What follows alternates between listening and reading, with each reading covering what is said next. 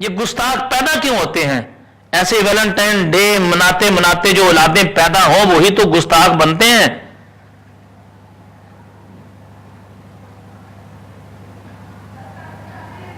جو نبی پاک علیہ الصلوۃ والسلام کی ذات اقدس کے شان کے خلاف ناموس رسالت کے معاملات کے اندر اور نبی پاک علیہ الصلوۃ والسلام کو آخری نبی ماننے سے جو انکار کریں، مسلمان بھی کہلائیں،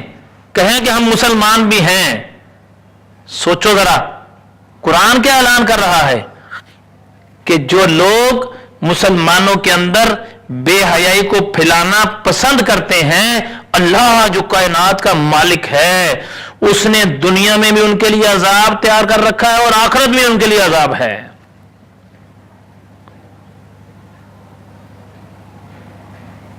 آج ہم نے سوچنا یہ ہے، ہمارے گھروں کے اندر، مسلمانوں کے گھروں کے اندر یہ ویلنٹائن ڈے منانا، کبھی فادر ڈے منانا شروع کر دیتے ہیں، کبھی مدر ڈے منانا شروع کر دیتے ہیں، جب اصل بات یہ ہے کہ گورے نے، غیر مسلم نے، جتنے بھی غیر مسلم ہیں، انہوں نے دیکھا تیل مہندی پہ ان کی بیٹیاں ناچتے ہیں، یہ بے ضمیرے ہو گئے ہیں، انہوں نے اگلا سٹیپ لے لیا۔ انہوں نے دیکھا گھروں کے اندر اوریانی اور بے حیائی اور فحاشی ہے، اور سارا دن وہ نیٹ کے اوپر ایسی فلمیں اور ایسے گانے اور ایسے ڈرامے ہوتے ہیں جو بے حیائی پہ مبنی ہوتے ہیں۔ وہ دیکھا کہ وہ لوگ سارے دیکھتے ہیں، کوئی کچھ کہتا نہیں ہے، کسی کو ضرورت نہیں ہے، بڑا جناب شوق سے ان ڈراموں کو دیکھا جاتا ہے، شوق سے ان فلموں کو دیکھا جاتا ہے، اور اگر وہ فلمیں ڈرامے نہ چلیں تو ٹی وی چینل پر فون کر کے کہا بھی جاتا ہے جناب وہ ڈرامہ کیوں نہیں چلایا جا رہا، وہ فلم کیوں نہیں چلائی جا رہی۔ اور جب یہ بے حیائی غیر مسلموں نے دیکھی کہ مسلمانوں کے ضمیر تو اتنے مردہ ہو گئے ہیں کہ ان کی بیٹیاں بھی ناچتی ہیں، ان کی عورتیں بھی سارا دن ننگے سر گھروں سے باہر نکلتی ہیں اور پھر وہ باہر ڈانس کرتی ہیں، باہر وہ بے حیائی پھیلاتی ہیں، انہوں کا اب تو ان کے ضمیر مردہ ہو چکے ہیں۔ اب مزید اسے اگلا سٹیپ کیا ہوا؟ خطرناک بات یہ ہے، ہمارے اسکولوں کے اندر مسلمانوں کے ملک میں رہتے ہو، ہمارے سکولوں کے اندر، مسلمانوں کے، پاکستان کے سکولوں کے اندر آپ کی بچیوں کو، نوجوان بچیوں کو، چھوٹی چھوٹی بچیوں کو ڈانس سکھایا جاتا ہے، ناچنے کا طریقہ سکھایا جاتا ہے۔ آج سکولوں کے اندر اسپیشل پیریڈ یہ ہوتا ہے کہ وہ بچی وہاں جا کے ڈانس سیکھے گی، اور جو بچی نہ سیکھے اسے کہا جاتا ہے اس کو لے جاؤ یہاں سے۔ کیسے ماں باپ اور کیسا ضمیر! قرآن کیا اعلان کرتا ہے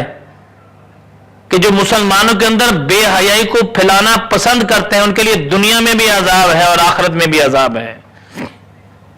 اے مسلمان دیکھ، آج تیری معصوم بچیوں کو ناچا جا رہا ہے اور ہم بالکل خاموش ہیں، ماں باپ ضرورت نہیں ہے، بس اچھے اسکول میں پڑھنا چاہیے، وہاں جیسی مرضی تربیت ہو، پڑھنا اچھے اسکول میں چاہیے، پڑھاؤ اچھے اسکولوں میں بچوں کو، اس سے منع نہیں کیا جا رہا، لیکن تربیت تم نے خود کرنی ہے، تربیت آپ لوگوں نے کرنی ہے۔ اچھے اسکولوں میں پڑھانا لازمی ہے، اچھی تربیت کرنا بھی لازمی ہے، مسلمانیت کے بارے میں باتیں بتانا بھی ہمارا فرض ہے، ہر ماں باپ کا فرض ہے اپنی اولاد کو بے حیائی سے روکنے والی باتیں بتائے، ہر ماں باپ کا فرض ہے کہ برے کاموں سے روکنے والی اولاد کی تربیت کی جائے۔ آج یہاں بے حیائی کو پھیلایا جا رہا ہے، گناہوں کو پھیلایا جاتا ہے، زنا کو عام کیا جا رہا ہے، شراب کو عام کیا جا رہا ہے، اور غیر مسلم کے طریقے کو اپنایا جا رہا ہے، اور مسلمان کیا کہتا ہے؟ کچھ نہیں ہوتا، اس سے کیا فرق پڑتا ہے، کچھ نہیں ہوتا، ہم ہیں تو مسلمان ہی نا۔ قرآن اعلان کرتا ہے کہ ان کے لیے دردناک عذاب ہے۔ اب تاریخ اٹھا کر دیکھ لو